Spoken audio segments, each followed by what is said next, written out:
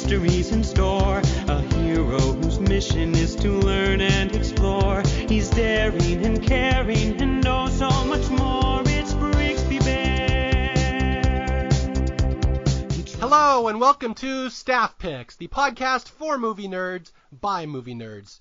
As always, I'm Mario Lanza, and I will be your host here as I try to introduce you to some movies that I believe are out there and maybe need a little more spotlight, a little more focus, a little more love in the world. And our movie today is an especially interesting one. We'll be talking about Brigsby Bear, an independent movie that came out just last year from 2017. And this movie is breaking a lot of my rules here on Staff Picks. My general rule is I want these movies to be 10 to 15 years old. I want them to, have developed a reputation so we kind of know where they're going to stand in the world. Brigsby Bear is one of those movies I saw last year. I was so enthralled by it, and I fell in love with it so quickly, and it was only in theaters for like 2 weeks, that I'm like, I'm going to do an episode of Staff Picks on this immediately, because I know immediately this is the movie that needs more love in the world. So, here we go. We'll be talking about Brigsby Bear, and I would like to welcome my co-host to the show today. He's an old friend of mine named Ryan Lisman. He is a actor out of Los Angeles. He is a playwright. He does some acting. I believe he's out in Cambridge now, and a big-time movie fan, and an especially interesting guest because Ryan is someone who always disagrees with me. We agree on almost nothing. So this will be the first podcast that'll kind of be like a Siskel and Ebert, where you're going to hear some contention. So I would like to introduce him to the show. Welcome, Ryan Lisman. Hello, thank you for having me.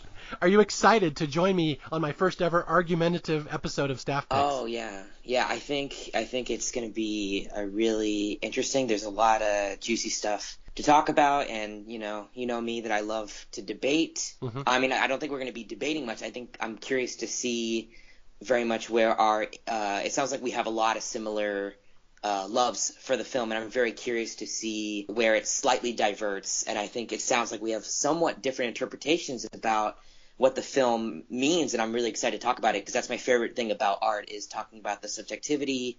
Every single person is going to come at the film with a completely different perspective based off of who they are, and that's what I love talking about. I love talking about it because every conversation you have with each person about the same piece of art is going to be so different. So I'm really curious to see how this conversation goes. Yeah, and Brigsby Bear is an especially perfect choice for our podcast because I've seen this movie 3 times now, and every single time I have a different interpretation on what it's about. Mm-hmm. So it's fascinating to see. And again, Ryan, he compiles lists of movies that he loves, his favorite movies of all time. I do the same thing. We run very parallel courses, and there's almost no overlap in our list. Like there's stuff like right. Titanic, I think, that we both like. Are there any other movies you can think that we both love?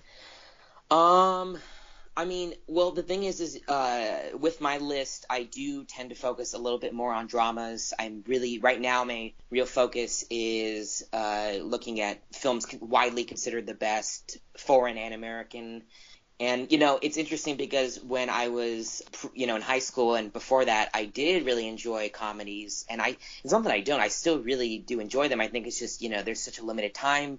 I'm in grad school right now. So in terms of me getting to pick what movies to watch, I find myself – it's very hard for me to make a case to watch, this comedy, stoner flick, even though it'd be fun, when I could watch, the best films considered the absolute best of all time. So – I see a lot of movies that Mario writes about, and I actually have a separate list of movies. It's called Movies to Watch When I Actually Have Time. And so there's a bunch of comedies on there, some horror films, some films outside the usual scope of what I watch. But yeah, no, so I mean, but when there is a film that isn't, necessarily quote-unquote serious that I love, that means I really like it. That means it really subverts my usual genre of choice. Now, would you call yourself a pretentious film snob? Because I know that's a word that I kind of tease you with. But I know, no. How would you describe yourself as a movie lover? Because, I have a very eclectic taste in movies where I like stuff that's really good, but I like B-movies like Attack of the Fart Creatures and stuff like that, which would be nowhere near on your list. So, how would you describe yourself as a movie fan? Well, I will say this, and this is really important, is I think that there are different – when we're talking about – okay, there's the whole category of it's so bad it's good. And don't get me wrong, I love those. I mean, The Room is so special to me. That is on my favorite movies list. I love that film. And then I saw The Disaster Artist, read the book, and loved it even more.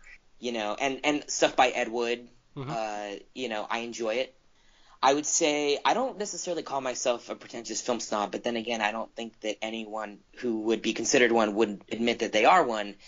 Yeah, I mean, I think that you can look at it perhaps that way. I truly, as I said, I look at it as, you only have a certain amount of time to devote to watching films, and it's almost infinite what films are out there. So, oftentimes I do find myself really going for what is perceived as the best, and I wish I had the time. I need the motivation to watch more fun stuff. Now, I will freely admit, you're the person, I mentioned this during my basketball podcast, that I have a couple listeners who have said I should be choosing better, higher quality movies and not stuff like basketball. That was you, of course, right? I don't remember, no. Okay, well, I will say it is. Yes. Okay, sure. Okay, so anyway, yeah. So Ryan and I have very different tastes in what we watch in movies. And again, Brigsby Bear is one that absolutely intersects. We both loved this movie. In fact, was I the one who tipped you off to this one, or did you discover it on your own? Oh no, you 100%. I mean, in fact, I probably would not have seen it. I think I would have seen it eventually, but certainly not the year it came out.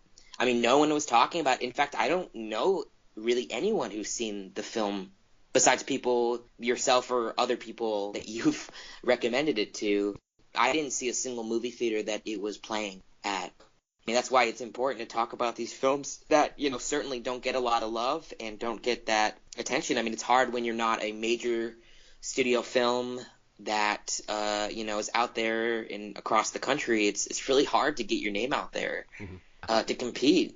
This is absolutely the type of movie that needs podcasts like this and, and reviews, that they're going to need all the word of mouth they can get, because it really was just this independent little movie starring a guy, Kyle Mooney, who's not really that well known. Like, are you familiar with Kyle from Saturday Night Live?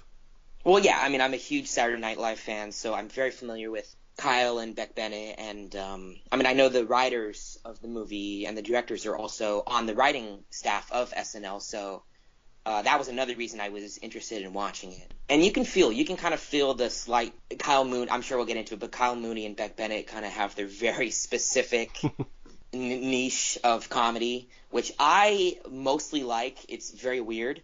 I actually quite like it. I tend to enjoy their sketches. They tend to be the sketches, if you notice, at the very end of the show. Yeah, they're not mainstream. They're not, and sometimes they'll get cut for time, and then you have to watch them online. But no, so I knew who Kyle Mooney was, pretty well. But I did want to say really quick is that another reason that was motivating me to watch it is I use a film database website called Letterboxd, which I highly recommend to any film people. And even there, a lot of people were really raving about it. In fact, it has a pretty good rating, a 3.8 out of 5, which is pretty good. And yeah, so that was just further indication. I trust those people at Letterboxd for the most part. If you look at the reviews on there, I haven't seen a single bad review. I'll put it that way. And that, to me, really speaks to it seems like at the very least, regardless if you loved it or you liked it, people were emotionally affected by it, which to me is indicative of a really special film. Yeah. It seems like people either love it or they're confused by it. But yeah, like you said, I don't see one person that flat out hated it. And I will just say that I'm a big Kyle Mooney fan. And again, this is a complicated podcast to get into this episode, because Brigsby Bear is one that I want people to go into this one knowing nothing about it. Don't read about it. Don't listen to it. There's a certain point in this episode we're just going to flat out say, don't listen to the rest of this podcast. Go see the movie first, because so much of it depends on you being surprised by it. It's a movie that I came out of. Like, I know Kyle Mooney. Kyle Mooney makes the weirdest sketches on SNL. He's got this comedy group called Good Neighbor, I believe they're called. Yeah, I think so. Yeah, and he specializes in this almost like performance art, like almost like Andy Kaufman, Sacha Baron Cohen, like that kind of comedy where there's an underlying sweetness and gentleness and love in everything he does, but he loves to couch it in like the most cringy, awkward moments, like lack of social norms, and he just loves to straddle that line between awkward and cute. And then this movie, it goes for darkness. Then we have a darkness on top of it, which is like the darkest subplot you've ever seen in a movie. And it's just crazy how he bounces back between all these three extremes. Is that something that jumps out to you as well? Like, I'd never seen the tone of this movie in any movie before. No, I definitely and I think actually that's one of the biggest strengths, particularly with it being a modern movie. I mean, one of my complaints about modern cinema, and one that a lot of other people share, is the lack of originality. It's tough making films, or really art in general, in 2018, because we've kind of almost run the gamut in a lot of ways of what subjects to talk about and how to explore it. And and also, unfortunately, audiences have become very formulaic about what they expect. So to see a film like Brigsby Bear that really, I mean, very, very unique in so many different ways, and the way, and also not only just in plot, but also the tone, and also the choices that are made are very, I feel, mainstream, anti-formula, which to me was so refreshing. Really, really nice to see. It's such a breath of fresh air when you see something like that. Yeah, and that is something you hear in a lot of filmmakers nowadays, that there's so much pressure on the movie. Has to be a hit, it has to appeal to everybody, that every movie is kind of watered down because it has to appeal to every single demographic. It has to hit all the quadrants. Like, that's the thing, there won't be a lot of niche movies anymore because they just are not profitable, and there's a lot of pressure that a movie has to be profitable. So yeah, Brigsby Bear, this independent movie that almost hits no quadrants. And that's what I love about it. Like, every time you think it's going to go in one direction, whoa, it goes in a different one. And it's like, it's fun just following it. And I don't know. We're going to talk about this when we get into the story, but let's just leave it at that. Is there anything else you want to say about it kind of before we get into Kyle Mooney and our thoughts on going into this movie? Yeah, I will say that in regards to the quadrants, I would say the connecting demographic that it really shares is nerddom, the nerd culture, I would say. Anyone who's ever really been obsessed with something, which in my observation doesn't matter how, quote unquote cool you are, how popular you are, everyone has that one thing that they just know everything about, just in love with, can tell you everything about it. So I would say that in my personal opinion, I think that on the surface, the movie does not necessarily appeal to a big demographic, but I think when you really get into it, without spoiling anything, I really think that it really appeals to such a wide demographic of people. Yeah, it's one of those, it's not going to appeal to everybody, but the people it will appeal to, it will really appeal to you. Sure. Yeah, I would agree with that. And again, Ryan and I have a similar obsession. We're very strongly related or interactive with the online fan base of the TV show Survivor, to the point that I've written so many thousands and thousands and thousands of words and articles over the years that my name is kind of synonymous with certain types of Survivor writing. So I know this world real well. Someone who's really, really involved with a fan base, and that's really what this movie is about having a love for one thing. And really, that's your world. You're looking for someone else that has that love for this one thing, and it can be niche, it can be nerdy, but when you find it, man, you just take off and you become part of this little fan base. And that's really kind of the underlying, without giving out too much of the story of Brigsby Bear. And I will say flat out, the trailers of this movie don't do it justice. Oh, no. Yeah, they focus on the fact it's about this kid watching a TV show named Brigsby Bear. That's 5 minutes of the movie. When we get into the plot, you'll understand why they do that, because there's a reveal. Yeah. There's a reveal that they like to hide, that they don't give away in any of the things. So anyway, we're going to get into this for a little bit, and we'll give about 5 or 10 minutes, and then I will flat out tell you, turn this off, don't listen to the rest of this, run out and rent, download, stream, whatever you can, Brigsby Bear. It's one that I just fell in love with. I've recommended it to so many people. Almost every person, to a man, to a woman, loves this movie that I've recommended it to. And they're all like, I've never seen a movie like that before. Right. Absolutely. Okay, so to summarize, basically, yeah, Kyle Mooney, a seldom used cast member on Saturday Night Live. He's not for everyone. And again, would you say the Andy Kaufman, the Sacha Baron Cohen, would you say those comparisons are fairly good? In a way, I think that there are definitely some distinct differences. I mean, it's hard with those guys because they're so specific. I don't know. It's tough. I feel like Kyle, I think, the cringiness, and certainly those two have it, but I feel that there is I think the sweetness is what you captured, because Andy Kaufman and Sacha Baron Cohen tend to play quite aggressive. aggressive, villainous, taunting a lot, getting into a lot of trouble kind of thing. And Kyle tends to, I think what he's best at, and I think what he actually highlights as an actor in this film, is playing the kind of unaware, kind of sweetly unaware, kind of sheltered. He really doesn't mean to be cringy, but that's just, who he is. And I truly, I don't know the guy, but I get the sense that is truly who he is to an extent. Yeah, I have heard that as well. Yeah, which is really nice. I really like that when an actor is able to bring a part of themselves to a character in a really interesting way. So yeah, I would say that there definitely is some overlap, but I mean it's definitely he has a very specific type of comedy. Yeah, a very unique voice. And the way I was just thinking about that when you were talking about that, like when Andy Kaufman first came out, he was sweet. That was his thing. And as he kind of got more famous and more involved in Hollywood and became slicker, I've heard other people say the sweetness left his act. It became more aggressive, more antagonistic. And that's kind of what Sacha Baron Cohen's thing is. His was been antagonistic almost right from the start. But yeah, Kyle doesn't do that, but he specializes again in this very niche type of humor where it's awkward. And the way I can always think of it is like he likes to play characters that don't understand how the Earth works. Like he's almost like an alien. Right, exactly. He likes this humor where he just will have interactions with people, but in a way that a normal human wouldn't have, and he just likes seeing the other person's reaction. And that is really the heart of this movie, that I think they wanted to find a movie where Kyle could basically play an alien trying to understand how Earth works.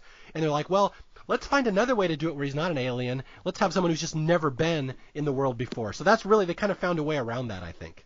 Totally agree. I was going to say with Kyle, I remember the first time watching him, I don't remember when he joined, maybe 5 years ago, SNL.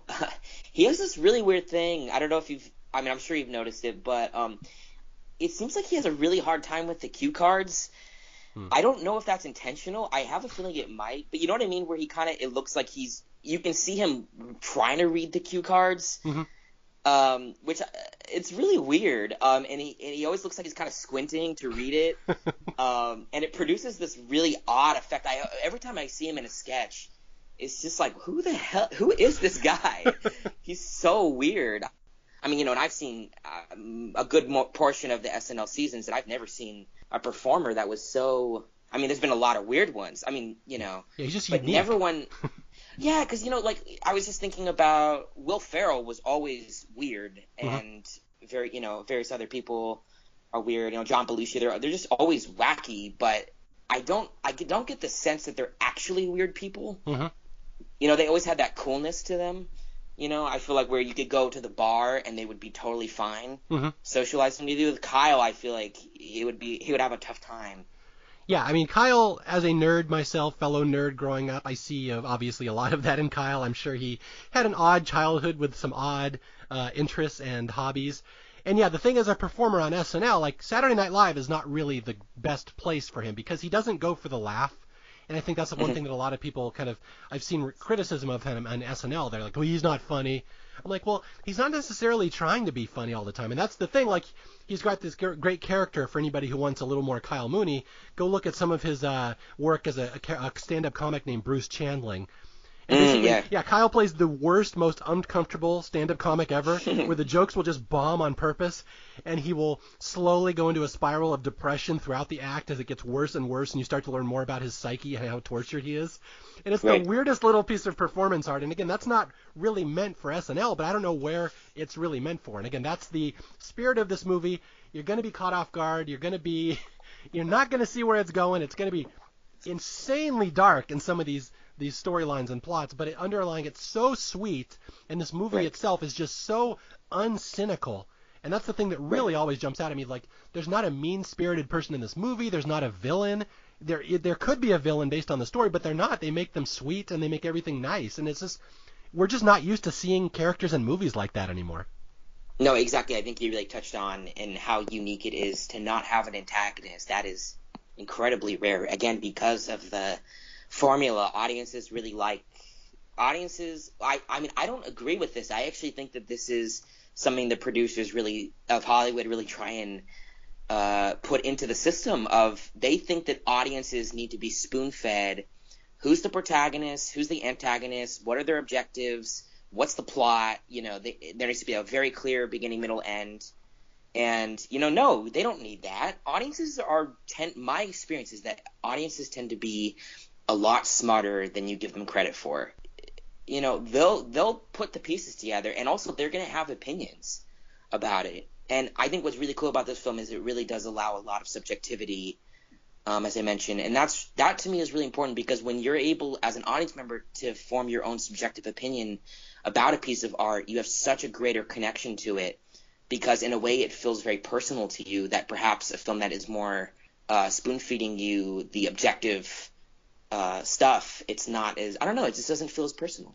Yeah, and again, like I said, I've seen this movie 3 times now, and I am totally different opinions every time. Is it a happy story? Is it sad? Is it tragic? Is it pathetic? Is it amazing? Like, I'm not entirely sure, and I'm sure you and I may change my opinion 2 times during this podcast.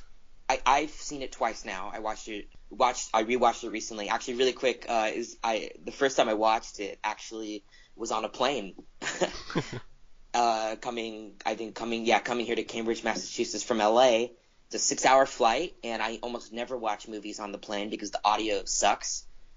Turns out the audio was pretty good here, and I was like, okay, this could be a fun film to watch based off of Mario's recommendation. And I will say this, that I won't spoil anything, but I was crying pretty hardcore. Mm-hmm. And, I'm all by myself on this plane in the middle seat with 2 people next to me, and they're wondering, why the hell is this guy crying, and I was not expecting to cry at all based off the trailer and other stuff I've heard. So, that's a great thing. As you said, when you come in with an expectation and you just get, you get something completely different. It's awesome. Yeah, you get waylaid by this one. So again, I think this is about the time we're going to tell people to stop listening to this if you plan to watch this movie.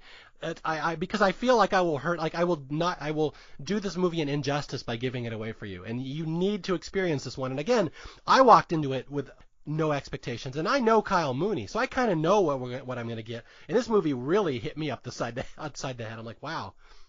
But before we send you off, I will say what are some comps to this movie? There's a couple comparisons I've heard people make to it.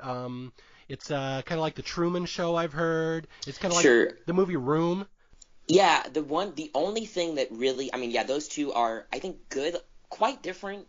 But I think the only one that I can even come close to comparing it to would be Being There, mm-hmm. by Hal Ashby with Peter Sellers, where, I'm not going to spoil that movie, but the plot of that one is Peter Sellers plays a man who has lived inside of a mansion his entire life.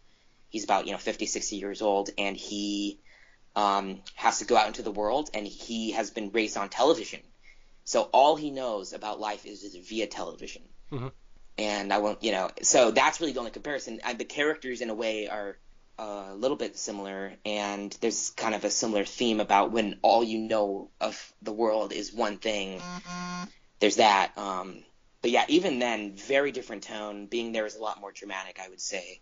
I know a couple people have mentioned it's like the TV show The Unbreakable Kimmy Schmidt. I have not personally seen that show, but I know it's very similar from what I've heard. It sounds just like the same theme. Another movie that I'm looking at my list here, it's kind of Napoleon Dynamite-ish in a way, in that it's kind of whimsical, and it doesn't really fit in the world of reality in certain ways. It's kind of that. And this is my favorite description that people will like this one. My wife described it the first time she saw it. It's like if Garth from Wayne's World made his own movie. Yeah, sure. Okay. Yeah, I see that. Okay, so we're going to send you guys off here. It's about a kid who loves a TV show. It's all he knows. Brigsby Bear, this is his whole life, his whole universe. It's about to get ripped away from him, and he will have to adjust to the real world. And that's all I'm going to say. So if you don't want to know any spoilers, just turn this off right now. Go watch this movie. I cannot recommend it enough. All right, sounds good. Yeah, now we're going to get to the fun stuff. So we'll walk through the plot of the movie here, and this is only for people who have seen it or people who do not heed my awesome advice. So you have no one to blame but yourself at this point. Right. Okay, so we start. It's this kid, Kyle Mooney, and again, I call him a kid, but he's like, 30 years old? He's balding. I think so, yeah. He's starting to bald. He's got glasses. Like, he acts like a little kid, but he's just this kid who lives in like a bunker. Like, he lives in this underground, almost, and it's hilarious the parallels here, because he lives in this bunker, which is very much like Star Wars. It's kind of like Luke in New Hope. Luke trapped in this bunker, and all he has is this little life in his little... And it's hilarious because Kyle's dad is played by Mark Hamill, Luke himself, which this movie's got so many little fun meta jokes in it. Yeah. I'm trying to think of the opening scenes. What do you recall from these opening scenes that really jump out to you? Well, I just remember, again, watching on the plane and seeing, this opening bunker. I knew nothing about this film. I did not watch any trailers about it. Only just what you said, and that's it. I had no idea. So, I see this opening bunker. It's like, damn, I didn't know this would be part of it. And you see immediately. Oh no, I think it actually. I believe it opens with him watching clips from Brigsby Bear. Yeah, he's watching an episode. I don't think you even know that he's watching an episode. I think it actually, you don't see the outline of the TV or anything. It's just the episode itself. Yeah. It's this old crappy 80s TV show. It's like on a VHS tape. Right. It's all grainy. It's totally like, the tip, I wasn't alive during the 80s, but from what I've seen of those, shitty 80s campy cartoon shows, and there's a really, there's an educational component, which I always love, because the moral of the stories tend to be so obvious. You know what I mean? Like, if you don't know that not to do that, you have problems. But I will say, as someone who grew up in the 80s, yes, we had shitty 80s cartoons just like that. Yeah, 90s, I feel like in the 90s, they kind of learned that those were, kids don't actually want those. I don't know, I could be wrong there. I just didn't watch them at the least. But, so you come onto that, and you clearly get the sense that James, who's Kyle Mooney's character, this is his life. He has posters, he has paraphernalia, his bed sheets are Brigsby Bear. Mm-hmm. He goes onto a message board. Yeah. Talking to the fans about the episode. Yeah, every episode he will watch, and then he has to go right to the internet to chat with all his friends about the latest episode of Brigsby, which, again, anybody who's been in a nerd fandom knows that's how it works. Exactly. But actually, I think, if I recall, I could be wrong, I think he's actually rewatching episodes. Oh, yeah. No, he clearly does not watch these just one time. Yeah. So at the opening scene is him. He's rewatching an episode, and then he's watching an episode from 5-10 years ago. He's going through the entire canon of Brigsby Bear. He's so excited to talk about it. You clearly get the sense from his parents that there is something going on. Yeah. I was going to say, what jumps out at me is that you have no idea when you first watch this movie what time period this is set in. He's watching these old 80s VHS tapes of some fictional Brigsby Bear show. Clearly 80s tapes. I mean, no expense was spared in making them look as crappy and grainy as possible.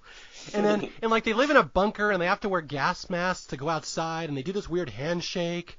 It's like a future movie, like it's post-apocalyptic. Right. What time period and where is this set? We have no idea. It's like it's his own little universe they're creating right off the bat, and all James has in his life is this Brigsby show. It's got the title, the titular hero, Brigsby Bear, the Smile Sisters, his little sidekicks, like the villain Sun Snatcher, and there's all this mythology and quotes and terminology that he uses. Like, what the hell movie? Where are we?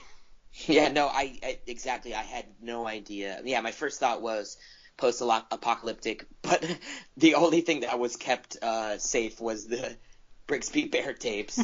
Everything else got burned or something like that in the apocalypse, but Brigsby Bear made it out. That was my first thought. Yeah, and in the episodes themselves, they're hilarious because, there's a lot of sly humor in these episodes, but it's funny because in the TV episodes, Brigsby is teaching life lessons. He's teaching you math. He's teaching you life skills. And at the end of every episode, there's a little parable, like a little G.I. Joe life lesson. And I think in the first one we see is, remember, a prophecy is meaningless. Trust only your familial unit. And then discard food rations in the yellow bin, not the red. Yeah. Which no kid would understand. Oh yeah. There's another one later. It's kind of subtle. You only catch it in a cutaway shot when the Brigsby is being broadcast to the rest of the world. There's one, and I got to get the wording of this one correctly because it's so perfect. It says Brigsby's life lesson at the end of the episode is, remember, if you're feeling romantic emotions, only touch your penis twice a day. Oh gosh. Yeah. So, right. Yeah, that's the dark humor, and then Again, we're about to learn why there's all these little lessons in these episodes. And I forgot the other thing is that, there's this math equation that Brigsby's trying to solve that apparently has been going on for 700 episodes, and James has been trying to solve it his whole life. It's like the Van Smythe conjecture they're trying to learn. Brigsby's trying to teach kids. So there's like schooling and all sorts of goofy stuff. And so, yeah, so that's James's life, is watching Brigsby, discussing it with his parents, discussing theories on Brigsby. He's got charts and graphs and a universe that he in the internet community. So it's all this weird stuff. And then there's a scene where the dad, Mark Hamill, basically says, want to go for a walk one day, and they put on their gas masks and they go up to this place called the pier, and they're looking outside at all these animals, and the animals are all clearly animatronic. They're like little robots or animatronic, like Pirates of the Caribbean animals. I'm like, what the hell? Where are we in this movie? Yeah, so weird. It's just the effort put into, into creating this illusion is so elaborate. Yeah, it's like a cult. Yeah. They're like a little cult, and there's all this elaborate subterfuge set up to fool James into thinking this is his reality, and you're not going to get for about 10 more minutes why it's set up like this and how dark this movie really is. Right. I mean, I was really thinking that we would be stuck in this bunker for the entire movie, and I was actually okay with that. I mean, I knew eventually they would get out, but I really thought that it could just be that. And that was interesting. I mean, this is unique. Yeah, it's a good movie right here, but this is not the movie we're going to get. Exactly. Yeah, what I love, it's like a cult. They have a little handshake and a little ritual they do before dinner where they stand up, may our minds be stronger tomorrow, and they do this little handshake. So anyway, this is James's life, and there's a neat little scene where the dad, Mark Hamill, pulls him aside and says, James says to his dad, there's other people out there like us, right? There's other people that like Brigsby. Like, we're a community. It means something. And the dad has a very nice lesson for him. He says, remember, James, we have imaginations to help us escape. No one can ever take that away from you, ever. And then just like that, everyone's about to get arrested. Right. Here's the twist. I will let Ryan explain this one that you never see coming. They don't give it away in the previews. And this is what makes this movie unique, where James goes outside one night with his little gas mask to stare at the gunner foxes, which is the animatronic foxes, and all of a sudden, all hell breaks loose. Well, what is so interesting about it is he goes out to the roof, which I think he's not allowed to do by himself. I could be mistaken. Yeah, he's breaking the one rule here, yeah, which is don't go outside. Right. And so there's this real sense of mystery, and the first thing you think of, he's going to escape. He's going to try something. And, so it's a really awesome tracking shot. We're wondering what's going to happen. Definitely I was clued in that something was going to happen. I just didn't know what. And then all of a sudden you hear the police sirens. Things instantly go crazy. James is, he's apprehended. His parents are apprehended. His parents only get to say a couple words to him, just, saying, I love you. There's a full-on SWAT team raid. The SWAT team is raiding their bunker. Oh, yeah. I mean, this has been an investigation for a very, very long time. Yeah. And, and I think it's revealed that how they actually found out about where they were is they finally, because, I guess, we're talking the spoiler version, right? So you can give it all away, yeah. Yeah, I think that's a really interesting twist, how the only way they were able to track it was when Mark Hamill's character, the dad, would go, film the TV show. Yeah. Which he was really trying to keep a secret, and then finally it got thing. But I love that there's a SWAT team. It's a huge deal, This baby has been missing for 30 years. Yeah, here's the big picture. The big picture is this couple, what are their names? Oh, I forgot to write down their names. April and Ted. April and Ted. Ted and April are criminals. They kidnapped a baby 30 years ago from the maternity ward. They brought him to this bunker. He's been living in isolation, basically in a little cult, for 30 years out here in the desert. And they have basically created their own little reality for him where he's grown up being a prisoner. And he's a stolen baby. This is it's set in modern times, and his entire universe has been created by his fake parents, Mark Hamill, and I forget the actress for the wife. But so they've created this TV show to teach him, to educate him, to teach him life lessons, to teach him to only touch his penis twice a day, all the important stuff. And then like the internet, all the people he's been talking to about Brigsby Bear, those are his fake parents on an internal intranet, just pretending to be his friends. He knows nothing about the real world. All he knows is living in this bunker, and they've been told him, and it's even said that, well, the air is poison outside. Don't go out. You could catch skin sore disease or something. So he's terrified. The cops have come in and saved him, and this is a wonderful story for the rest of the world. And for poor James, it's terrifying. He thinks he's been abducted by a SWAT team. He thinks he's going out into the poison air, and like his whole world is about to be dropped upside down to the point that he's about to have no idea what reality is. Oh yeah, I mean I think it's really well shot. I mean, the terror that James has, even going outside. Mm-hmm. And he's in the police car, and they want to roll down the windows, and he's begging them not to roll down the windows. Yeah. Because he thinks he's gonna get skin sore, he's gonna die. Yeah, I mean, it really does a really good job of putting you into his perspective. I mean, about how terrifying it is to be in a world that to even go outside. Yeah, he thinks he was just stolen from his family. He has no idea what the bigger picture is. And again, I will say that these guys that are these performance artists like Kaufman and Sacha Baron Cohen and Mooney, these guys are fantastic actors, and they kind of have to be. That's the only way you can pull off performance art is by not breaking character. You have to really be able to invest in a character. And Mooney really sells these early scenes especially well. Like, he's a fantastic actor, and that's why I don't think he's going to be on SNL much longer, because he's far too talented to just be niched into just comedy. Like, the drama scenes, he really plays well here, and he gets thrown into this police interrogation room, and he thinks he's a prisoner. He has no idea that he's been rescued, that he was the good guy in all this. He just thinks that he's been stolen away, and there's a great line here where the police detective's like, "Do you know why you're here?" And James is like, "Is it because I threw a rock at a gunner fox one time?" Yeah.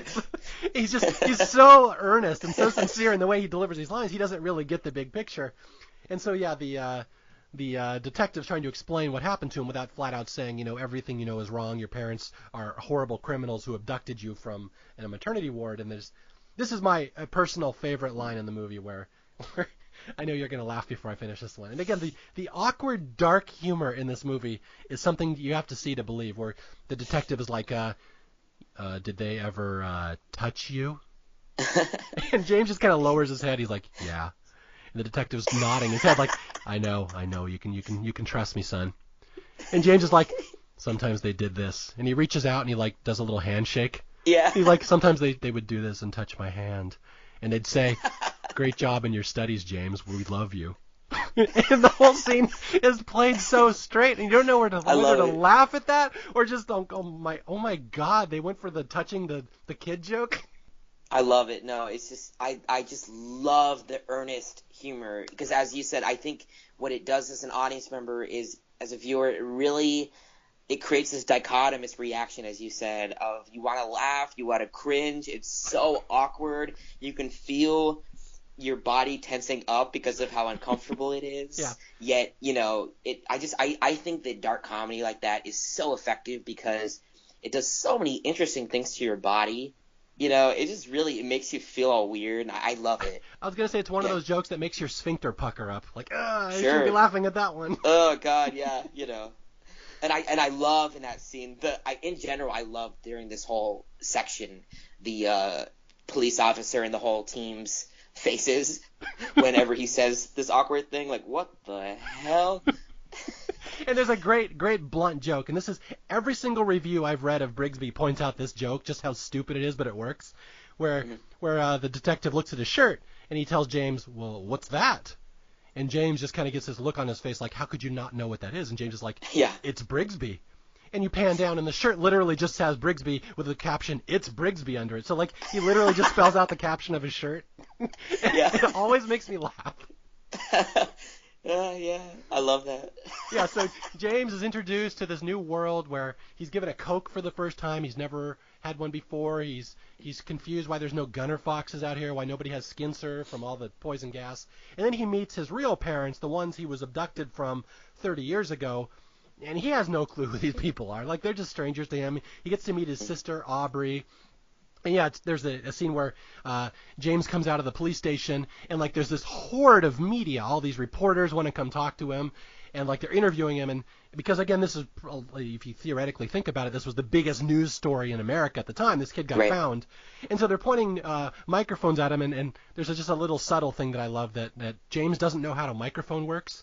Like, so he kind of pushes it down and starts talking to the reporter as if he's like speaking conspiratorial to her. Like, well, I don't know where I am. I'm looking for Briggs. Like, he doesn't really get how a microphone works. He has no concept how anything in the world works. And this is where his mind is spinning. And he's like, the only thing that makes sense to him at this point is Brigsby. He's like, I don't get this world. I don't get these people. Everything you told me is wrong. And he'll go back to his house and he's like, well, yeah, this is nice and all, but I really just want the new Brigsby tape. Can you guys get me the new Brigsby tape? And this is where it gets a little complicated. Right. Yeah, I mean, his parents are just, I mean, it's really, again, with the dichotomous reaction, I mean, you feel for his parents. Yeah. I mean, just putting yourself in their shoes. I mean, your baby son that has been gone for 30 years has come back. Yeah, but he has no idea who they are. Right. But like from the parents' perspective, thinking about, they have such a chip on their shoulders. They have such a responsibility to rehabilitate him. And they have no idea how to do it because they just simply don't know who Brigsby is. Well, they don't know who he is, and he doesn't know who they Right, are. they don't. Yeah. And again, none of this is played as a comedy. This is all played like a drama at this point, completely straight. And I will say the parents, his parents do a fantastic job. In particular, I like the dad, but the mom, her name is Michaela Watkins. She used to be on SNL. And there's her little reactions to the things that James says are so odd and funny. Like there's one point where James comes home and their family dog jumps up on him, and James has never seen a dog before. And he's like, and then they explain, well, this is a dog. This is our family pet. And James is like, well, it's a lot bigger than a gunner fox. And I just love Michaela Watkins. She's like, huh. How do you respond to the gunner fox comment? Right. Well, I love, in general with the parents, I love they're trying so hard. I mean, they really are putting their best effort into rehabilitating him. Again, they just, I really think they do the best job for the most part that they could, considering the crazy circumstances. And I mean, yeah, it's, as you said, it's literally like an alien just came, our alien son came back into our house, and we don't know how to talk to him. Yeah. And it's funny, they pull out this whole list. This is something that would probably happen in real life, that the parents have this list of all the things they do when they meet their baby son, all the fun things he never got to experience, and we're gonna go fish, and we're gonna do like swimming, and they plan land and sea activities, and again, James is like, I just want to watch the new Brigsby tape, because that's all he knows. And they're like, what the fuck is Brigsby? I don't know what that is. And he's like, well, we get one in our mail drop every day, and I just would really like to see it. And they're like, we don't get that show. And he kind of smirks, like, yeah, right. Nobody, like, you don't get that show. Everyone gets that show. And this is going to be the issue in this whole movie is that, and this is where Ryan and I differ on this movie. I'll kind of spoil that by the end of the movie, Ryan thinks that, or you've told me that you think James's life will have changed. He's going to have all these friends, and he has an amazing new life, and he's adjusting. And my argument is, he has not adjusted one iota. He's still exactly the same character by the end, and he's never going to adjust, and all he cares about is Brigsby. So it's kind of sad he never has the capability to adapt beyond, well, let's do Brigsby stuff. So it'll be interesting as we talk about it. But yeah, so what's interesting, let's actually cap this conversation towards the end, but it's the part I'm most excited to talk about. But I have an interesting perspective on that. So yeah, we'll give the listeners something to look forward to. All right, so what happens here is the parents, well, if you want to watch a TV show, we have other stuff instead. So they pull him over to the VCR and they start showing him other things. And James, his mind is blown. He's like, there's other shows? Like, he has no idea that there was the capability that other shows could be produced. And again, we're kind of glossing over the fact that Brigsby was created by his abductee father. Mark Hamill's character was a famous toy inventor who abducted a kid, and that's how he was able to put together this amazing show with this mythology and all these voices and sound effects. So, like, he's amazed that there's other shows. And I think what happens here is we go to a movie, right, for the first time? Yeah, that's right. What movie did they? I totally forgot. What movie did they see? This is more of my movie than yours, but they go to see Hockey High. Oh, I remember. Yes. And it's one of those horrible movies, right? No, it's one of those amazing movies, Ryan. Well, okay. What I mean is, again, it's a so bad it's good type of, right? Isn't it like a teenage camp? Yeah, it's like a teen 90s movie. Yeah, the dad decides he's going to do something nice for this strange son they have who's never seen the world, and James was so enthralled by TV shows and movies and on the VCR that he takes him to a movie. They go to see this movie called Hockey High, and James is just in reverence the whole time. He's got these orgasmic eyes as he's watching the screen and walking through the cinema, and it's funny because I just did a podcast on Last Action Hero, which is all about this kid who lives in the world of movies, and it's so evident here as well that James is just amazed. There's this whole culture about movies and people creating stories, and I know as an artist yourself, that calls to you a bit when you watch these scenes. Oh, certainly, absolutely. Yeah, it really reminds me of being a young child and going to the movie theater and really just being, enthralled by the movie magic on the huge screen and just seeing things for the first time. And again, this is all new to James. He has no idea that this is a viable career option for anybody, that you can make things. Right. And so from this point on, for the whole rest of the movie, that's James's thing. He's going to continue the Brigsby series that ended when his felon father was so unjustly pulled away from him and Brigsby stopped. So James is like, well, I can make my own Brigsby now. So he is single-minded in his purpose. That's all he cares about the rest of the movie. Everything else will be secondary. You know, it's in addition to he wants to do Brigsby because that's such a big part of his life. He wants to make more episodes. Is that he needs the story to continue. He does. Because it left off on a cliffhanger, as episodes always do. And he simply cannot bear to not know how it ends. Which I can can you imagine our favorite shows if you just, I don't know. I've never really watched a show that I can think of that cut off mid-season. Can you think of something where it just got canceled or an actor died or something like that, and the show just stopped, and you never know how it ends? I've never personally done that because what I do is I wait until a show's been on a couple of years and then I catch up on it. So I've never got burned, but I know there have been shows like that. And again, that's the underlying humor in this movie. Again, these aren't laugh out loud jokes in this movie, but that's the underlying humor. You kind of have to think about it for a second. That James's whole world has been ripped apart. His parents are gone. His beloved, his bunker's gone. He's living in this world with strangers. All he cares about is that he's mad that Brigsby's on a cliffhanger. Right. He doesn't care about the bigger picture that everyone else cares about. He's like, but what's next? What's in Brigsby episode 754? And there's a fantastic scene here where they meet the psychologist. A psychologist has been assigned to him, and this is Claire Danes. And she doesn't get to do much in this movie, but this is a fun scene where she's explaining to James what happened. You were abducted. These were sick people that ran this TV show, and your dad every day would put on a gas mask to fool you, then go outside and make this Brigsby show in a TV studio. And I love that the message that James gets out of this is he's supposed to be horrified, and they're all watching and waiting for this horrified reaction. And James is like, my dad got to go there? Yeah. They're like, no, James, this isn't real. There was nothing there. Like, he went to go and he played Brigsby. Like, he actually went and made all the episodes. And then they're waiting for him to be sad.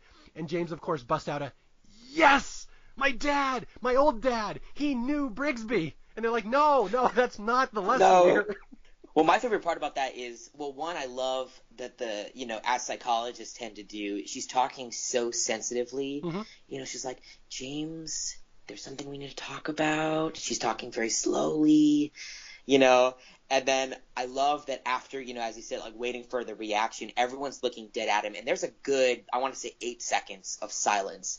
And James actually he's deep in contemplation. He looks like he's about to say something very deep. And then he just busts out with that excitement. And I just love that type of comedy. Again, it's totally going against any expectation about human behavior. That is completely contrary to anything we know about human psychology. That is contrary. Yeah, and this is where we learn some other stuff where, again, some of the underlying darkness in this movie where James is, where they keep explaining, no, this was a fictional show. There is no Brigsby Bear. And James is like, well, I have friends on the internet. I talked to them. And they're like, no, there was no internet. That was an intranet. That was an internal server. All the people you were typing to and talking to over those years were your parents pretending to be your friends. Like, they're just lying to you. And James is like, you mean Brigsby won? Brigsby Boy won? and Brigsby Boy 2 and Brigsby Boy 3, and they're like, those were all your father. I love the Yeah, and then I love the uncreativity of those I names. know, Brigsby Boy 1. And then, what about Brigsby Girl? Well, I'm probably sure that was your mother, James. But yeah, Well, again, his whole life is upside down, and all he's gotten out of this is that people can make TV shows. That's the only lesson, and again, it's kind of the Rain Man school of comedy, that a character can have no arc through the movie, and everyone else just has to react to them. Yeah, as I disagree with, he has an arc, but that's where we... Oh, personality. We'll get to that. Yeah, his personality does not change. Right. Yeah, no, his personality does not have to change. A person's personality, and yeah, that's actually that's unique. I mean, that's special. What's really interesting is I remember watching it and, trying to piece what happened and what his circumstances were, and you get little nuggets of information scene by scene, and, in the psychologist scene, you really get a lot of really dark information. And so as a viewer, and James does not talk in this scene for a good while. It's just the psychologist and the parents giving the information after information, and just as a viewer, you're just, oh my God, that's horrible. Just, it's so bad. And then, the bait and switch of him having a completely excited reaction.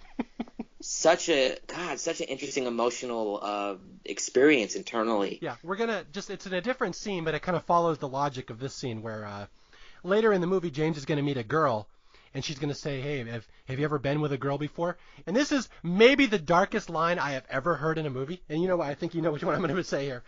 Yeah, she's like, have you ever been with a girl before? And James will say, one time on the internet.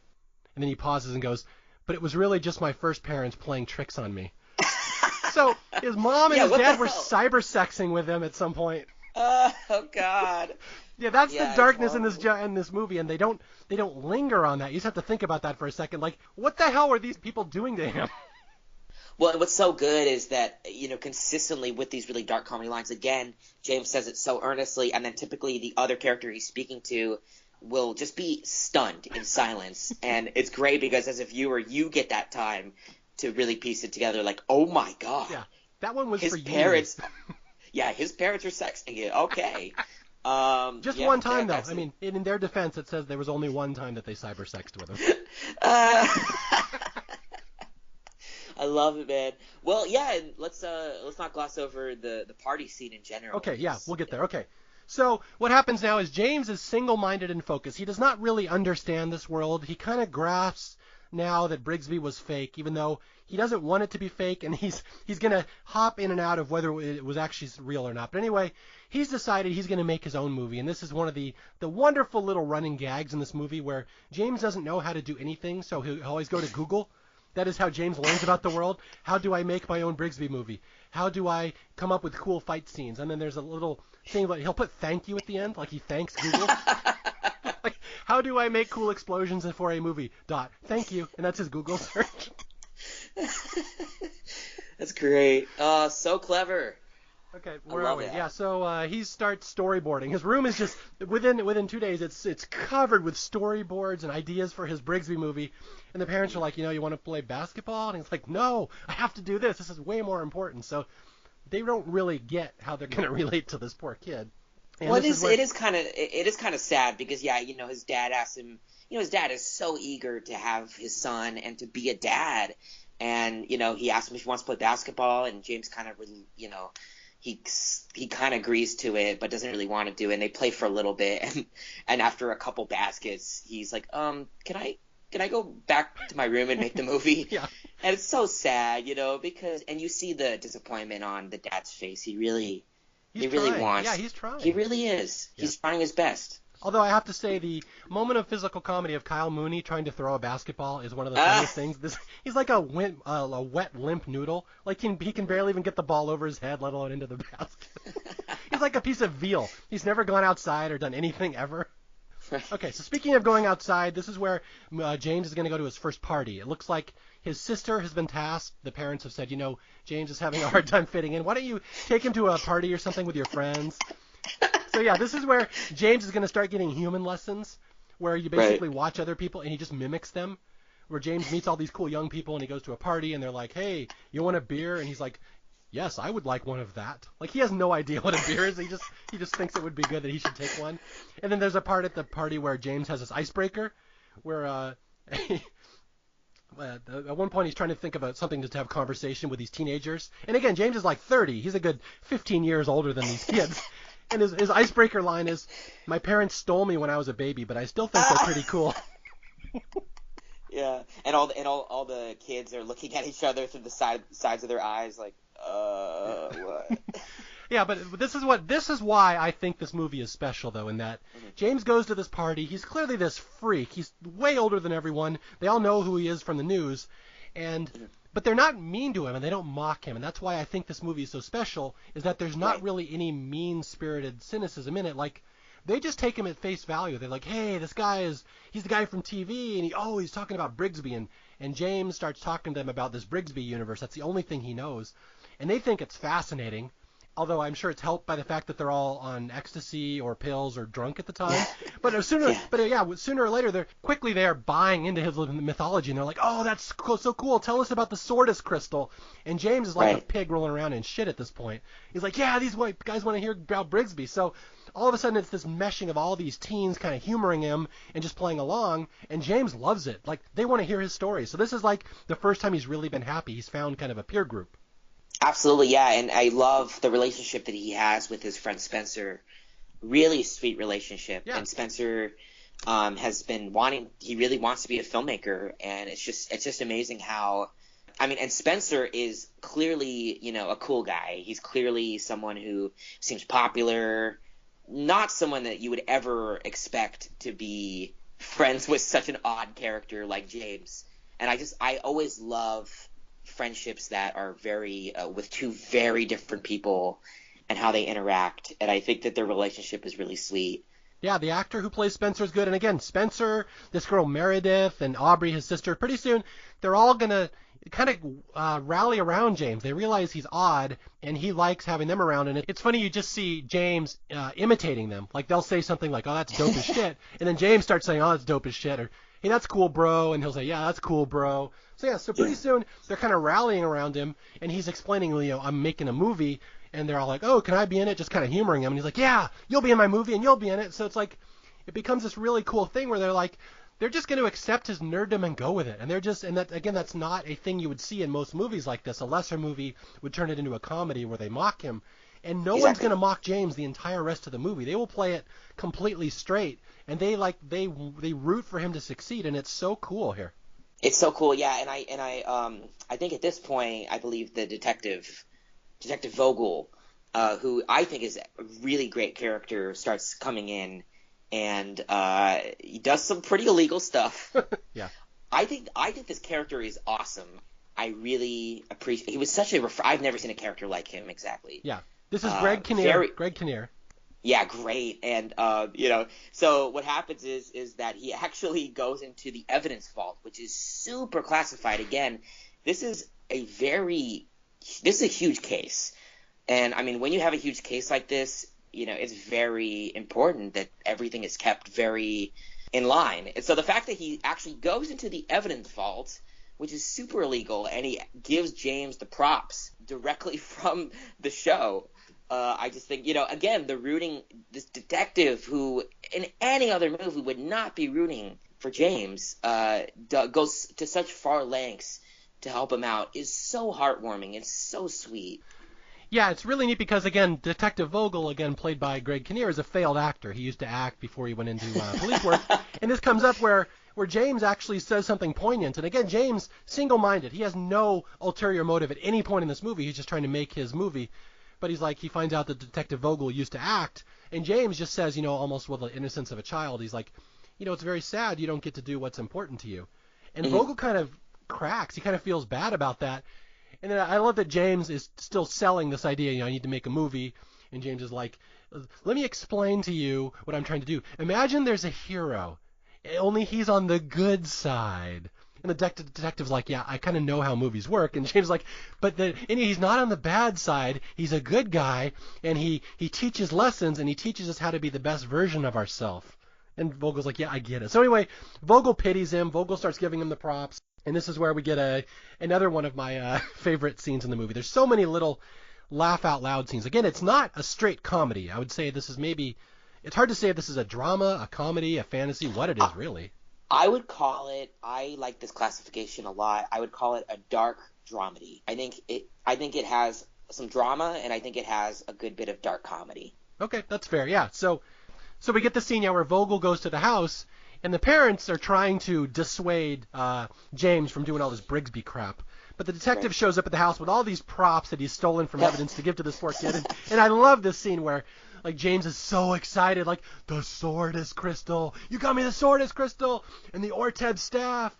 And then, like, they gives him Brigsby's head, which is really it's the head that they used for Brigsby the Bear in the TV show. It was like an old Teddy Ruxpin where you could record dialogue and put the cassette tape in the back of the head, and the Brigsby would say it. So, like, Kyle's face just drops when he sees that Brigsby's there. And here's one of the biggest laughs in the movie, where the dad comes out and he talks to the detective. He's like, we're trying to dissuade James from doing Brigsby. We don't think it's keeping him in the realm of reality. And right after he says that, James walks by and sees a big old green carpet, and he's like, Brizzle Whizzle, what? It's such a funny little moment. I defy someone not to laugh at that scene when James nerds out over getting apparently a Brizzle Whizzle, which we learn is the most powerful Whizzle unless he works with Tizzle. So just for those of you scoring along at home. Right, and also I love that the props are clearly makeshift props. Yeah. They're just stuff around the house that was, bedazzled or put something on them. And, it's just a damn carpet. What? But again, that, the power that something has when something means so much to you, the power that these props have for him are really special. Yeah, and again, he's not overplaying this in a comic way. This is like, the humor in it is that he's so excited to see these props. Like, this is James's world. Oh my God, the actual Brigsby props. So yeah, there's another line in this scene that I love, where the sister comes up and she's like, what is wrong with you? And James is like, well, I was abducted. I feel like that has something to do with it. Yeah. So he starts making this movie, and all of Aubrey and her friends, Spencer and Meredith, start coming around. And Spencer, the cool kid who decides he's going to take James under his wing, apparently has this interest in graphic design and graphic arts and special effects. So he says, I can do this. I can help you with this. And they kind of rally around James. And to the thing where they go out and they go camping, this group, and they start making the movie and filming it. And it's just really sweet. And this whole little section is just really sweet of them just starting to put together this movie just to help this poor kid out. Although there's even some darkness in here where at one point they kind of mention what's the plot of the movie going to be, and James says, well, it's going to culminate in Brigsby defeating Sun Snatcher, and then he's going to break his parents out of space jail because what they did wasn't even that bad. Yeah, there's some psychological stuff still going on here. Well, I wanted to say that before they go on the camping trip and start filming, Spencer... I don't think he even tells James. I think he just uploads the episodes to YouTube. Yeah. And I think that's a really cool section where it instantly becomes a smash hit. Yeah, it's almost like an ironic smash hit at first. People are like, what the hell is this show? And then they start to like it. And all of a sudden Brigsby starts becoming a thing, like a viral thing on the internet. Oh, yeah, it becomes to the point where he's even getting recognized in the supermarket. I think that's just so cool. It instantly, and I think I think what I love about it is that it's a children's educational TV show. I mean, it's lame, in a lot of ways, but I think that the characters within the film are connecting to the human element. I mean, there's just such a heartwarming element within the Brigsby Bear TV show that people are connecting to, and what it made me feel like was even watching, not even being in the room, but even watching it as a viewer. There was an element of bringing back to my childhood, to simpler days when, things weren't so complex and you had such little worries, and in general people were kinder to each other. People didn't have ulterior motives. Yeah. I was going to say, it's so funny that we talk about this movie where nobody has an ulterior motive, despite the fact that it's based on kidnappers having an ulterior motive, and creating the most sweet, gentle children's program as a way to psychologically control their kidnap victim. Right. Yeah. Yeah, try balancing that one out in your head psychologically. Well, and that maybe I can curtail this conversation to later, but I think there's an interesting dynamic where, for me, it's not really talked about, but my theory on this is that the mom kidnapped James without I don't know if it's explicitly stated, maybe it is. It is. Without so the dad had nothing to do with the kidnapping, but was forced to go along with it. Mark Hamill does admit that when they meet in the jail later. He says it was your mom's idea. Right, and so, what's he supposed to do, Is he going to rat out his wife? what does that do for him? So how I perceive it is I truly think that Mark Hamill's character, the dad, is really trying to do what he thinks is best, considering the horrible circumstances. Mm-hmm. And that is, God, I mean, that's such a complex thing, because ultimately, yes, he is contributing to the brainwashing, kidnapping, and really keeping hostage of James. Yet he's trying to make the most of it. He's trying to, he really doesn't have a lot of options. And you never get the sense that they mistreated him. I mean, other than the obvious cyber sex scene, which I still think is hilarious. But, yeah, you never get the sense that they were doing it maliciously. They really wanted a child. And I think they were doing their best under the circumstances to give him education, arts, and things like that. So it's a very complex movie, and I've seen some criticism of the movie that it doesn't delve into that darkness part enough. It kind of sticks with the whimsical, gentle, sweet-hearted part, which I think was the correct move. I don't think it needed to be dark and cynical, but that underlying tone is definitely there if you want to think about it. No, and I think in response to that criticism, I think, I don't know this, but as someone who's very interested in psychology and studying it right now, there is Stockholm Syndrome, and there is a lot of various really interesting psychological effects that I encourage people to look into. The brain adapts itself. I don't want to get too into the psychology, but the brain adapts itself to its circumstance. And particularly when that's all you know, of course you're not going to have a cynical view about it because that is your reality. And so to compare it to, Room, it just isn't fair because it's a completely different set of circumstances and the character has a very completely different perspective. Yeah. So I truly feel that I don't think that James's characterization is put on at all. I think it's actually very genuine. Yeah, I agree with you in a sense. It would have been a different movie had you approached it a different way. But yeah, while he was a kidnapped victim, he was very much a son that they tried to raise the best that they could, and he respects that. That's the thing. He never loses respect for his kidnappers throughout the movie. He still calls them his first parents or my old parents. Like that's the thing. He still has a love and respect for them. And there's one hilarious scene right at the end that we'll talk about. But anyway, let me get to we'll kind of get to the end of the movie here so we can talk about it. Yeah, so they're making the movie, and they're making the Brigsby movie, and there's a scene that I always love where James is trying to figure out how to make a cool explosion for his Brigsby movie, and he basically becomes the Oklahoma City bomber. He figures out how to make an ammonium nitrate bomb. Again, it's very dark. I remember I'm watching that scene and they don't spell it out. They just see him buying all this fertilizer and nitrate, and he's just got this smug little grin on his face. I'm like, holy crap, he's doing Oklahoma City here. He's going for the fertilizer bomb. So he uses that. He blows up a bomb. He gets arrested. And basically, eventually the parents start worrying about him. He's spending way too much on this. He's not living in reality. He's not adjusting back to society. And it really is capped off that explosion where he sets off a fully domestic terrorist bomb in a field. And then at one point he tries to track down, and this is where it gets really kind of interesting psychologically, where he tries to track down the actress that played the Smile sisters, Ariel and what was the sister's name? Nina. Ariel and Nina, yeah. So in the Brigsby Bear TV show, there was these two little girls that grew up on the show and became young women, and James apparently grew up being in love with them, the Smile sisters.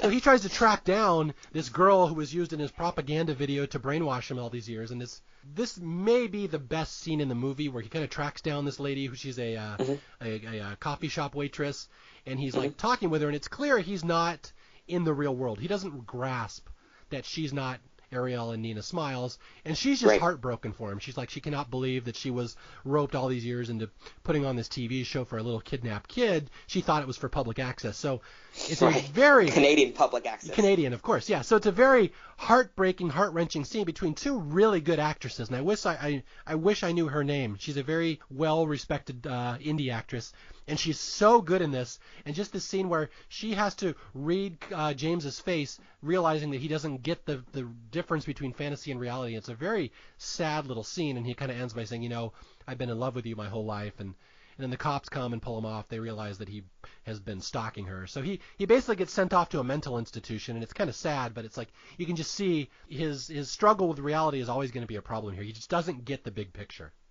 Well, yeah, and I think there's an interesting component where all of the other characters in Brigsby seems like were, either in full-body Brigsby costume, the sun, special effects, or some kind of effects. They weren't humans. They weren't realistic, and the Smile sisters, at least from what I can tell, seem like the only really human characters.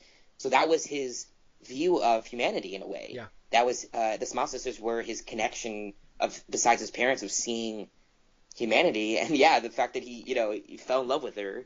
Yeah, like they show episodes where the Smile Sisters are young girls, like 5, 6 or something like that. He grew up So with her. I mean, and right, I mean, and this actress has been doing the show for 15 years. Yeah. No more. Oh my gosh, probably 25. Oh my god. And he even tells her in one of the most heartbreaking moments, he's like, all those years you were all I had. You were the only. Oh yeah. That's the thing. That's where you start Right. crying in this movie, because it's like, oh my god. And it's almost sadder when he kind of gets the reality. He's like, you were the Right. only vestige of humanity I ever had in my life. You were all I had. And you can just see in her eyes, she's like, oh my god, this poor kid. Right. I mean, it's this horrible responsibility, even though that she was unaware of what was actually happening. I mean, nonetheless, she contributed to the brainwashing of James. Yeah. And I mean, gosh, the guilt that you have to have on that. Nonetheless, meeting James himself. Yeah. I mean, I agree. I think it's acted very well. It's a very deep scene that has so many interesting layers. You really feel for both characters. Yeah. Yeah, really, really great scene. It's the type of scene you don't normally see in a comedy. That's the thing. No, definitely not. That's what elevates Exactly. this movie. And we're going to get another one. Basically, James goes back to the mental institution, and as he's there, he's getting, going through all these treatments and stuff, trying to get him back into the real world. His parents see some of the footage he was shooting with his friends and how much fun they were having making the Brigsby movie. And the parents kind of, at this point, they finally get it. They just kind of, all right, this is just going to be his thing. Let's just go with it. And again, I went over this in my Cloak and Dagger podcast. Sometimes you have parents and kids that don't really have a connection. It's so heartwarming in this one that the parents and kid don't have a connection. And they're like, you know what, to hell with it. This is his thing. We're going to love him for it. So they start getting all the props. They go with Detective Vogel. They get all the props. They start working on the movie without James, and they're going to finish it without him. And it's the most heartwarming thing where James comes home from his treatment, and they're all there, and it's like they finally get it. The world is finally adjusted to the fact that James is just a complete spaz and is never going to change. But you know what? We'll just go with it. And all his friends have rallied around. They made his movie for him, and James is there, and it's just the sweetest little thing that they all finish this movie, and it's the first time he's really been a part of a social group in his life.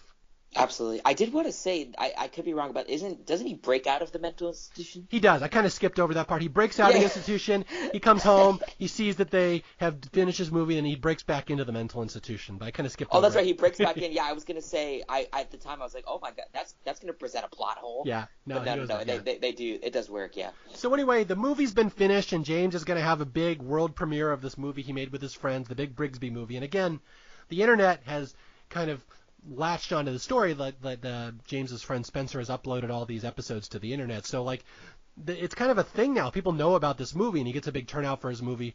And I keep saying this is my favorite scene in the movie, but this is the one that really drives this movie home for me as something great, where James, before he can debut his movie, has to have one last thing. He has to go have one final meeting with his kidnapper, his original father, Mark Hamill, in prison. And this is the final goodbye that they're going to talk to each other. Oh, yeah, great. Excellent scene. Yeah. I'll go this one because I've been preparing for this one all day. I have to hopefully sell this scene well. Okay. So Ted is in jail, and he sees James there, and it's this moment of, for the first time since the arrest, Ted has had to face his son that he brainwashed, and he ruined his life for all these years. So James is there, and they have this little conversation, and James is like, I have a couple questions for you, and Ted's like, well, I'm not sure I can answer. It's an active investigation. I just want to know. I just want to let you know why we did it. Your mother did it. All these years, we did the best we could. We tried to give you an upbringing. We taught you values. We taught you the Van Smythe conjecture, all this stuff. And this is what I love, in that James couldn't give a crap about any of that. He has no interest in what Ted's opinion is. James is only there to get the voices for the movie. So James is like, oh yeah, that's all well and good, but I wrote this script and I can't get the voices right. Can you do the voice of Brigsby for my movie? And so James is not moved whatsoever by any of the story. He has no opinion in meeting his kidnapper. He has no interest in meeting this guy other than because he's the only one that can do the voices for his movie. And so he pulls out the script. I wrote the script. This is the lines I need to say. And this is what I love, is that Mark Hamill, one of the greatest acting moments of his life, sees the script and he pulls it out. And he's suspicious. He's like, what's this, a Brigsby script? And then he gets this moment of pride on his face. He's like, I can't say that I'm not a little interested in how you went with it. So he pulls it out. He's like the proud father reading the script Right. that his son wrote to continue the brainwashing story that he came up with many years ago. And I have to say, this on a meta level, this movie, how hilarious it is that it starts with Mark Hamill living in a little bunker, just like Luke in Star Wars. And at the end of the movie, he's doing voices. Anyone who knows Mark Hamill knows that's what he does for a living now. He's a famous voiceover artist. So the fact that Mark Hamill all of a sudden gets to go into his Brigsby voice and goes, "It was the time of evil and Snatcher was there." And it's like, you can just see Mark Hamill having so much joy doing his little voices. And I just love the catharsis that he must have had from being able to play this role in this movie. Oh my gosh, yeah, it's just perfect casting. You couldn't possibly get better casting there. So anyway, so it's not that so much he got his father's stamp of approval, is that he got his father's voices. So his dad did the voices of Brigsby, and the movie's all there, and we're going to have this big world premiere. And so yeah, all these friends and all the talent and all the people that have been following the story come out for this movie that James and his friends have made. And again, it's the worst movie ever. The special effects are terrible, and it looks horrible. It looks like some little 5-year-old did it on Microsoft Paint. But it doesn't matter because it was a labor of love, and James finished it, and he finished the Brigsby story, and Brigsby defeats Sun Snatcher, and somehow he talked Ariel Smiles into acting in the movie. She's there, and he gets to have a kiss with her, which is a very weird moment. Like, that can't be healthy. She's kissing Brigsby in the movie.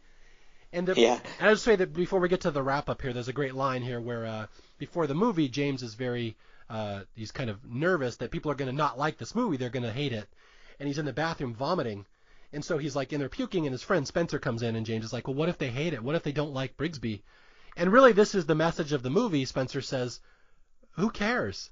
It doesn't matter what they think. And that's the thing, that's the thing with nerddom. It doesn't matter what other people think. If it makes you happy, go for it. If you find people to support it, go for it. But anybody who has a weird, nerdy hobby knows you have to go with it sometime, whether people approve of it or not. And that's just what happens here. Everyone happened to approve of James's thing, and they cheer for it, and they give him a big standing O at the end, and he's happy. And that's the end of the movie. A very heartwarming, touching ending. Oh yeah, and this is what I was referring to when I was crying. Oh man, I was pretty, I would say bawling, but one down from bawling. I was very emotional. I mean, it was a happy cry, which is, tends to be really, those kind of cries, the tears are just streaming down your face. There was something about it, the sense of joy that James on his face had when he saw people loving the movie. What a wonderful moment. Mm-hmm. That to me is the definition of heartwarming. Yeah. You feel exactly what he feels in that moment. It's the first time in his life he's really been happy, and he's been a part of a group, even though, as I've always argued, he's had no character arc growth whatsoever the whole movie. Everyone just has adjusted to him, but he's still going to be the same completely socially inept spaz after this, and he's still going to have problems. Interesting. Okay, so yeah, we'll talk about that. But let's talk about that quick, because we're getting long here on this episode. This is where we differ on this ending here. Right. So we had a conversation about this about a month ago. So I agree with Mario. I don't think that James's character arc in terms of his personality is different, but I very much think that his arc is very different. And to me, the big takeaway for me is that, we all have these obsessions, but what we're really looking for, in my opinion, with these nerd fandoms is we're looking for connection. The reason that we love going on the message boards and talking about this stuff obsessively is because we're looking for social connection that, to be honest, a lot of nerds tend to not, or just everyone. We all want so badly to feel connected to something and to be validated for our loves, because it's really hard when you love this thing. You love this niche thing, this obscure thing that no one else knows, and you feel so isolated and alone in your love. And through the film, particularly when they're filming the film and they're showing it, he has this entire support system. His family, his friends, all the fans. He feels completely validated in a way, and I think to me the arc is in how he would go on the message boards before, because he thought he was connecting to people because that was so important to him to have that connection, and it was, of course, it was false. It was not reality. So to me, what the arc of the film is that he always had Brigsby. That's the constant in the film, is that he has Brigsby. The difference is, and what makes the ending satisfying and what completes his arc, in my opinion, is now he has someone to share it with. Mm-hmm. So I think that, yeah, sure, he's going to have problems adjusting, but in my opinion, I think that where he's at mentally, where he's at in terms of his life, is far more significantly better than at the start of the film. So essentially, he doesn't change, but his environment completely changes around him, and it becomes a completely supportive environment where his needs are fulfilled.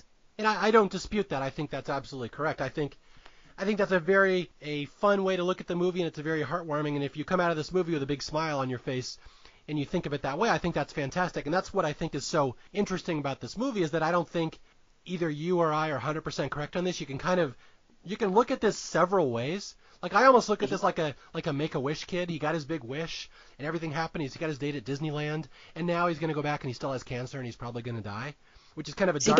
It's kind of a dark way to look. I just look at it. What's going to happen next? Like, I don't think there's anywhere to go now. Right, but Mario, I mean, I don't know. I'm interested in that viewpoint because, I mean, it's so clear to me that, I mean, he has so much support in his life. So yes, he's going to struggle, but he does have support. Yeah. But I'd also argue they're kind of humoring him to start, and like when they finish it, they're like, all right, we did this thing, it was a cool thing, and I don't think there's really any way that the friendships are going to continue because it's all based on this one thing. See, and that, in my opinion, I think that's where we really diverge. Yeah. I truly think that the friendships and the family support that he's created is genuine. And I think it goes far beyond Brigsby. I very much feel that the friendship he has with Spencer and the support, I mean, with his sister, with his parents, I think to me, it feels extremely real. I think it goes way beyond Brigsby. While Brigsby will always be a big part of his life, I think that I very much see James learning to love and learning to really, seek out support and, again, connection. Yeah. That's what he wants. Do you think Ariel Smiles is going to open a restraining order against him now? No, I don't. Just trying to darken it up. Yeah, I think that is really interesting that, certainly not to criticize you, again, subjective opinion, but I think it is interesting. To me, the film is so, you say it's not cynical, and then you have a cynical viewpoint. I'm just curious, where that comes from. I was just so happy to have a movie on where someone might disagree with me about something. So, yeah, this is interesting. And again, I don't have super strong opinions on this. I just really love this movie, and I just think there's so many cool psychological things going on about it, and storylines, and different, darkness versus happiness, and is this actually a good thing that they're humoring him with Brigsby? Is it a bad thing? And the movie doesn't even attempt to answer those. So it's one of these things. I just love this movie. And just as a work of art, just from start to finish, I think it's fascinating. And then when you think about it afterwards and think about all the discussion points, it makes it even more fascinating. Like most movies, you don't sit there and talk about or think about afterwards. Brigsby, there's so much going on that the movie didn't even get into. I think you could talk about it almost endlessly. Well, yeah, and I want to say I truly don't think that they're humoring him. I truly think that they actually I think that these people develop a genuine love for Brigsby. Yeah. I really do. I think so. I don't think they are putting on, they're doing it just for the sake of humoring him. I really think that they are enjoying. I mean, you see the smiles on their faces when they're making the movies. Again, because I think even despite it not being quality writing, quality production value, I really think it taps into that childhood sense of wonder that I feel that we all need in our lives. And unfortunately, it's really hard to get that sense of childlike wonder in such an adult, busy world. I think it brings out something that every character in that film needs. So looking at it from a character perspective of what do they want and how do they change, I mean, again, it is a very unusual film in the sense that, yes, James' personality is constant, but the other characters go through such a profound, such a unique arc, and that is totally an acceptable way of storytelling. The protagonist does not have to be the one with the change. The environment can change around him, and I actually almost think in a way that makes it stronger because that means that the character's actions, the protagonist's actions, have had such a significant event, such a significant impact on the story that they were able to completely change all these characters' views and their dispositions and whatnot. And again, the old curmudgeon in me, the psychologist, again, I'm like you, I've studied psychology my whole life. I always think, all right, what's going to happen afterwards? All these teenagers are going to go, okay, this was great. We did our little thing. We slummed it for a while with this weird guy. And they're going to grow up and go on to lives and adjust and adapt, and they're going to leave James, and James is kind of going to be stuck in the same place. So I always think it was a nice moment. We captured the one moment in his time where James is going to be happy, but I do not see that happening in the future, because everyone's going to leave him now, because they will all grow up and do adult things that he does not have the capability to do. It's possible. I mean, I also don't completely see James being unable to develop other interests. Yeah. I mean, that would be a whole different podcast. We could do an hour just on that topic alone. Well, here's what we're going to do. We're going to write the sequel to Brigsby Bear, just like they do in the film, and we're going to film it in a garage, and, hopefully they approve and they don't sue us. Okay. Only if you can get the Sordis crystal, though. I'm holding out until the Sordis crystal. No, I got it. Don't you worry. All right, so I just want to thank Ryan. Thank you for joining me to talk about this endlessly fascinating movie. Again, I am not going to do this very often. There is almost no chance in hell I'm going to take a movie that's less than a year old and immediately say it needs more love in the world. But Brigsby Bear is special. This is one of those movies everyone needs to know, and I just would like people to experience it and talk about it and discuss it. And again, I'm so happy you got to stop by and talk about it, Ryan, because this is one of those episodes I was very excited to do on Staff Picks. Absolutely, my pleasure. And again, for people who want to reach me, if you have any comments, if you want to talk about Brigsby or any of the movies that we've done so far, you can reach me on email at staffpickspodcast@gmail.com. You can reach me on Twitter at Mario J. Lanza. And until the next time, I will be out there looking for underrated and underloved movies to share with the world. And just remember, kids, if you're feeling romantic emotions, only touch your penis twice a day. Talk to you guys later. Goodbye.